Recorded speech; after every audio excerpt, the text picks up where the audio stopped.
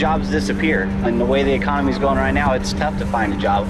America's economic stagnation and loss of millions of jobs are the fault of China. That's the accusation made in this film called Death by China.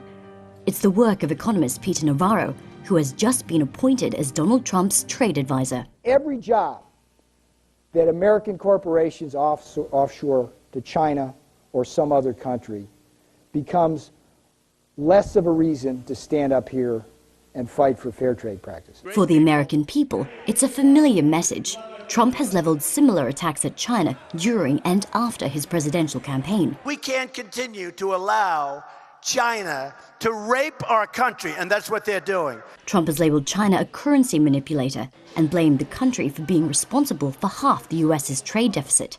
Up until recently, China played down the comments as little more than political rhetoric.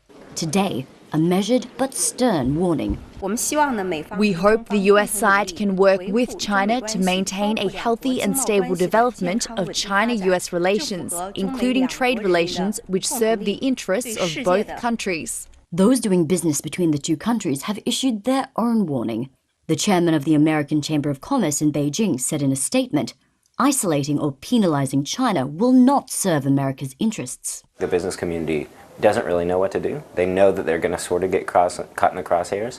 Frankly, we can all expect a pretty tense next 6 months. Former Chinese diplomat to the US, Yang Xiyu, says if Trump does impose tariffs on Chinese goods, China will simply react by putting its own measures in place and refocusing investment in Asia rather than the US. You know, the globe is so big. If that market is closed, I believe China's businessmen and the investors will go to the other areas. But an even bigger concern is Donald Trump's commitment to the One China policy, which forces foreign nations who deal with China to cut all diplomatic relations with Taiwan.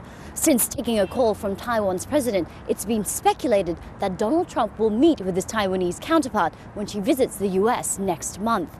That would cause a firestorm. If anyone dares to touch Taiwan issue, Beijing dares to do anything, Beijing can.